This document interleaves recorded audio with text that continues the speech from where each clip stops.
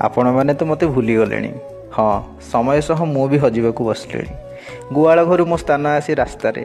କୁଣ୍ଡା, ନଡ଼ା, ଚୋକଡ଼, ତୋରାଣୀରୁ ଆସି ପ୍ଲାଷ୍ଟିକ୍ ଜରି ଓ ଫିଙ୍ଗା ହୋଇଥିବା ଭୋଜିର ଖଲିପତ୍ରରେ ପହଞ୍ଚି ସାରିଛି। ସତରେ କ'ଣ ମୁଁ ଏ କିଛି ବର୍ଷ ମଧ୍ୟରେ ଏତେ ଅବହେଳିତ ହୋଇଗଲି? ବୋଧହୁଏ ବଉଳାର ଆତ୍ମକାହାଣୀ ରଚନା ବହିରୁ ହଜିବାର ଶେଷ ଦ୍ୱାରରେ। ଏ ପରିବର୍ତ୍ତନଶୀଳ ଦୁନିଆରେ ଯେଉଁଠାରେ କେହି କାହାର ନୁହନ୍ତି, ମୁଁ ଅବା କାହାର କିପରି ହୋଇ ରହିପାରିବି?